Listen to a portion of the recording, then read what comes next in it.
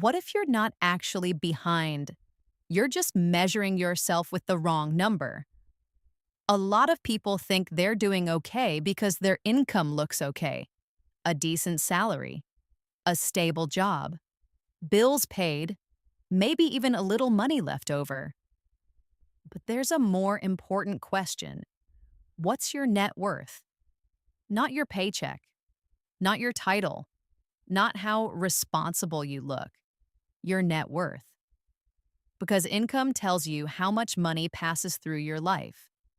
Net worth tells you how much of it actually stayed.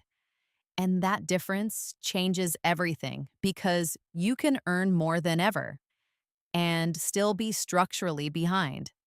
Most people treat income like the main scoreboard, but income is only part of the story. If money comes in and immediately disappears into rent, debt, car payments, subscriptions, convenience spending, or lifestyle upgrades, then your life may look more expensive without becoming more secure. That's why net worth matters. It's simple. What you own minus what you owe. Assets minus liabilities. That's the real scoreboard because your salary can rise for years while your balance sheet barely moves. And if that happens long enough, you can look successful on the outside while staying financially fragile underneath. That's why age-based net worth matters. Not because you should compare yourself to strangers all day, and not because life follows a perfect timeline, but because age gives you one useful question. How long have you had to turn income into ownership? That's the real game, because wealth is not just about earning. It's about converting earnings into things that stay. Cash reserves, investments, equity, and assets that keep working when you stop. That's why two people can make the same income and end up in completely different financial realities by 35. One built a balance sheet, the other only upgraded a lifestyle. By your late 20s, instability is still normal. Income is still developing, debt may still be hanging around, and early adult money gets eaten by setup costs. Moving, furniture, transportation, education debt, emergency expenses, unstable work, and expensive mistakes made while learning. So your 20s are not really about looking rich. They're about building traction. Can you avoid destructive debt? Can you build a cash buffer? Can you start owning even a small amount of productive assets? That matters more than looking ahead at 27. Your 30s are where people get confused because this is when income often rises, but life still doesn't feel rich. Why?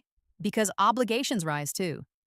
Bigger rent, maybe a mortgage, a car upgrade, childcare, family support, higher insurance, a more expensive social circle, a more polished lifestyle.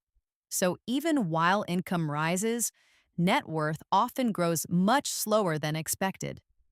This is the decade that quietly decides whether you're building ownership or just financing appearances. By your 40s, the gap gets harder to hide. This is when financial choices start compounding in public.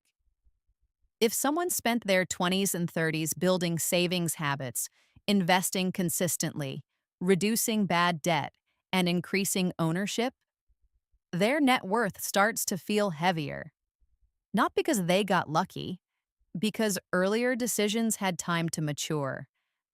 But if someone spent those same years upgrading consumption, their income may still look respectable. Their balance sheet may still be weak.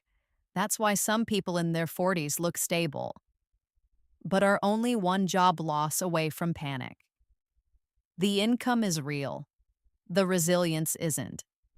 By your 50s and beyond, net worth matters even more than income because this is where optionality becomes the prize. Can you slow down? Can you work because you want to, not because you have to? Can your assets carry part of the load? That's what net worth eventually buys: options.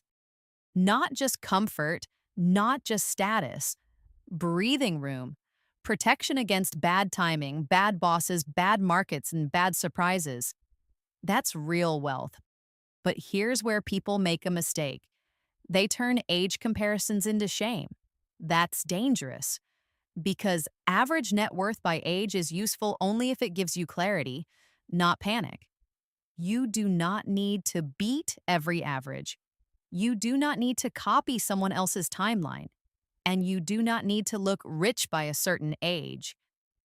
What you need is a healthier structure than you had last year, because someone can be ahead for their age and still be one bad year away from collapse. And someone else can look behind directly while quietly building something much stronger. Age is a reference point, not a verdict. So if you want a better way to judge your progress, use these 3 filters. Filter number 1: is your net worth moving faster than your lifestyle?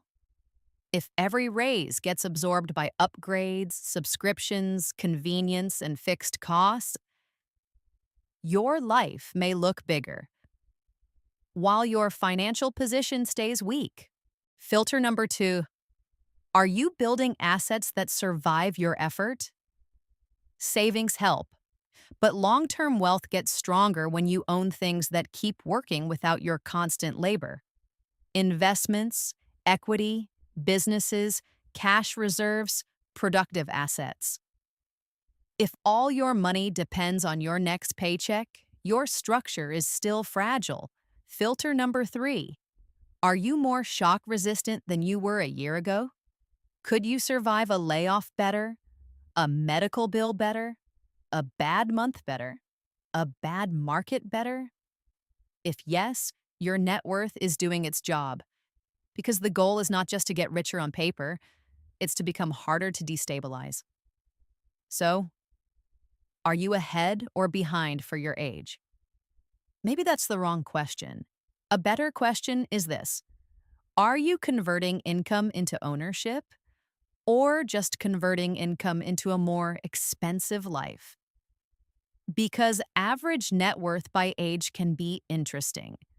But the real game is not beating strangers on the internet.